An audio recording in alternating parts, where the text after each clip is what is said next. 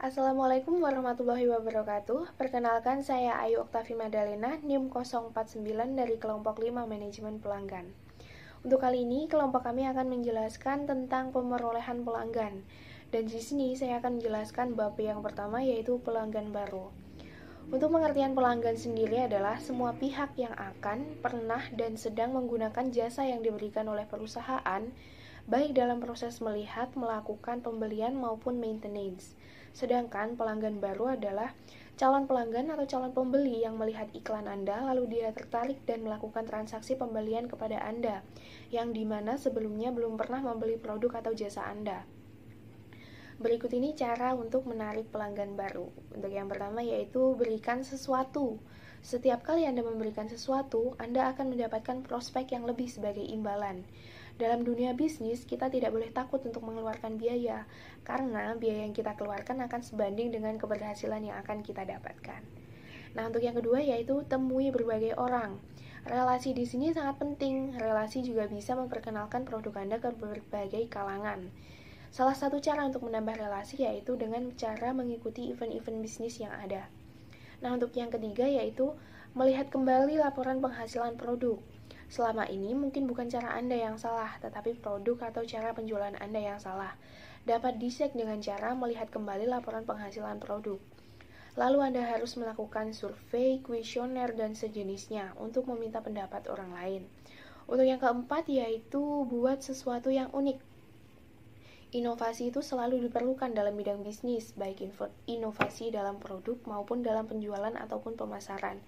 Dengan adanya inovasi yang baru dan unik, pelanggan akan lebih tertarik untuk bisnis Anda. Untuk yang kelima yaitu tunjukkan keahlian Anda. Jika Anda seorang pebisnis, Anda harus menunjukkan keahlian Anda melalui ide-ide kreatif tentang usaha Anda.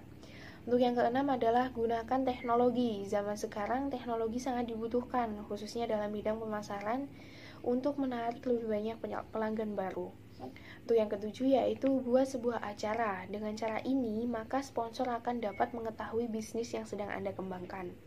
Untuk yang kedelapan yaitu buat sebuah perlombaan berhadiah. Salah satunya adalah mengadakan giveaway. Dengan adanya giveaway, kita juga mendapatkan promosi secara gratis. Untuk yang kesembilan yaitu menggunakan strategi pemasaran yang berbeda. Bisa dengan teknologi, bisa juga dibantu dengan word of mouth atau dari mulut ke mulut. Lalu dipilih strategi pemasaran yang paling cocok untuk bisnis Anda. Untuk yang terakhir yaitu temukan mitra bisnis. Mitra bisnis dapat membantu Anda memperoleh pelanggan baru, di mana suatu perusahaan bekerja sama dengan perusahaan lain dalam iklan ataupun produk. Bahkan terkadang akuisisi juga menjadi jalan keluar. Assalamualaikum warahmatullahi wabarakatuh. Perkenalkan, nama saya Rindi Herliana, NIM 032 dari MBS 5A. Di sini saya akan menyampaikan materi tentang estimasi nilai pelanggan. Nilai pelanggan atau customer value adalah ikatan emosional yang muncul antara pelanggan dengan produsen berupa manfaat ekonomi, psikologis, fungsional, dan konsekuensi pelanggan menggunakan produk dan jasa dalam memenuhi kebutuhan tertentu. Nilai pelanggan ditentukan oleh dua hal, yaitu yang pertama biaya dan yang kedua adalah manfaat. Untuk biaya sendiri mencakup biaya uang, waktu, energi, dan psikologis. Untuk manfaat sendiri mencakup produk, jasa, pribadi, dan image. Nilai pelanggan merupakan penilaian keseluruhan konsumen terhadap utilitas produk berdasarkan persepsinya terhadap apa yang diterima dan apa yang telah diberikan. Nilai pelanggan adalah trade-off antara persepsi pelanggan dengan kualitas atau manfaat produk dan pengorbanan yang telah dilakukan lewat harga pasar yang telah dibayarkan. Nilai pelanggan juga didefinisikan sebagai total nilai yang ditawarkan kepada pelanggan dikurangi total biaya yang telah dikeluarkan pelanggan.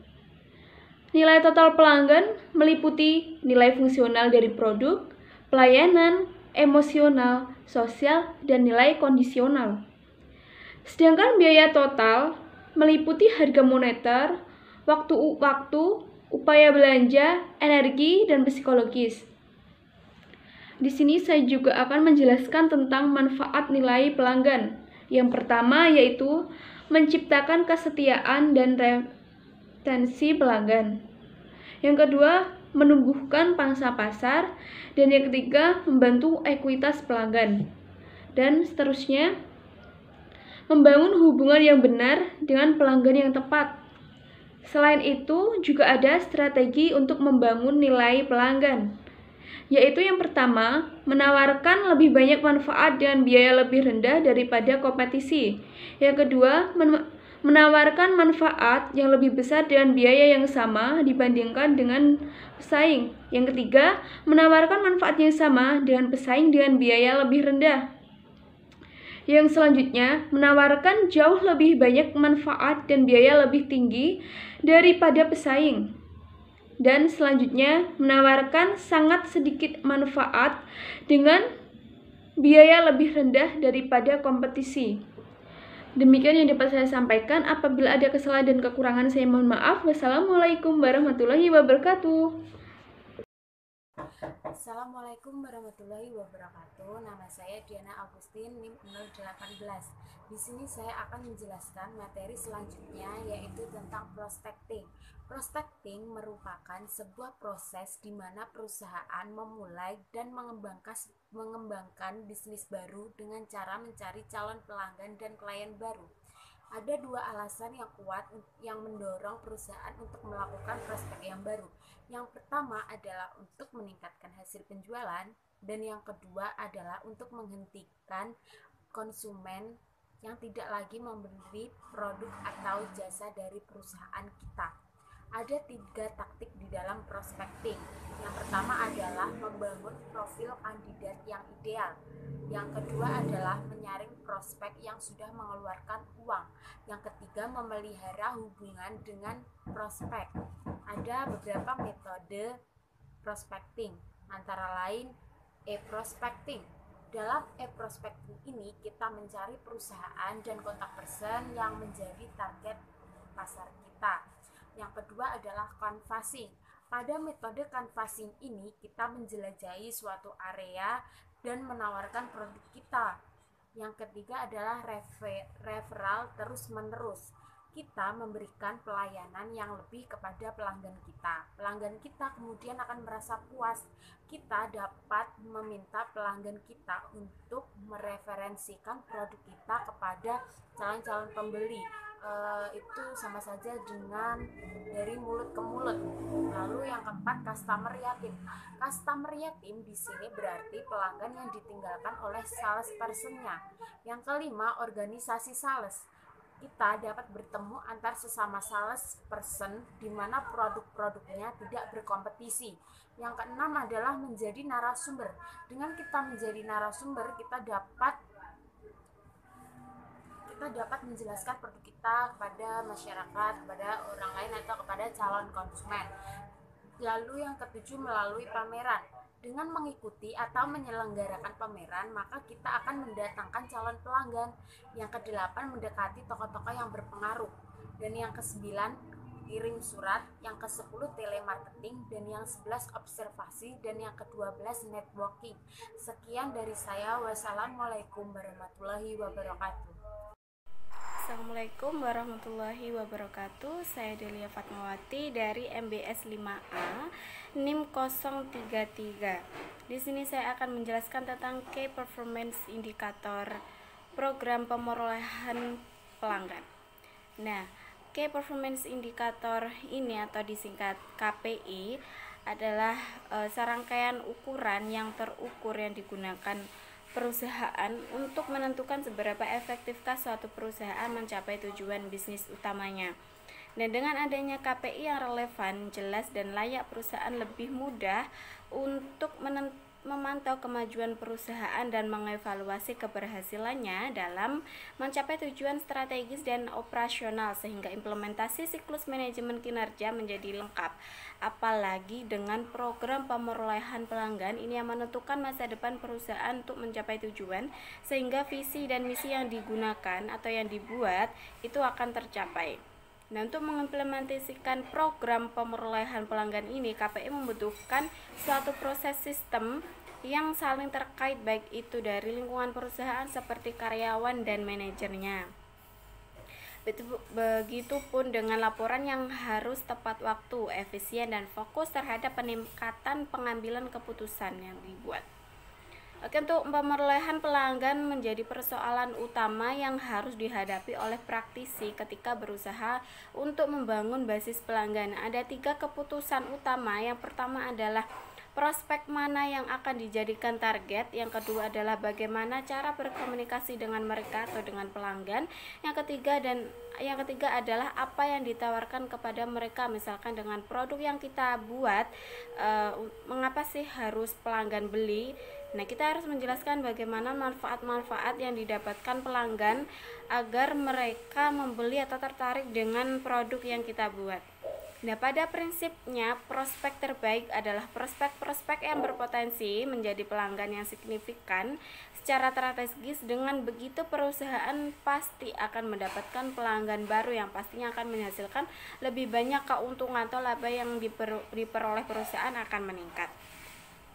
Nah, ketika database pelanggan semakin bertambah dan teknik data tersebut dapat digunakan secara lebih produktif untuk merekrut pelanggan baru, karena pelanggan lama dapat menggait pelanggan baru misalnya dari relasi mereka seperti keluarga mereka, teman atau sahabat. Dengan begitu, dengan pengalaman yang telah diberikan oleh pelanggan lama, pelanggan baru akan otomatis juga tertarik dengan perusahaan kita.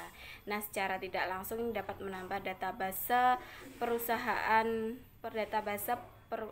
pelanggan di dalam perusahaan tersebut. Terima kasih. Assalamualaikum warahmatullahi wabarakatuh. Nama saya Ingger Inayah Puspitaningrum, NIM 014. Di sini saya akan menjelaskan pemanfaatan data pelanggan. Pemasaran harus mengetahui pelanggan mereka. Untuk mengetahui pelanggan, perusahaan harus mengumpulkan informasi dan menyimpannya dalam database yang dapat digunakan untuk melaksanakan pemasaran database. Database pelanggan adalah kumpulan informasi komprehensif yang terorganisasi tentang pelanggan, perorangan atau prospek terkini yang dapat diakses dan dapat ditindaklanjuti untuk tujuan pemasaran seperti pengembangan arahan kualifikasi, penjualan produk atau jasa, atau memelihara hubungan pelanggan.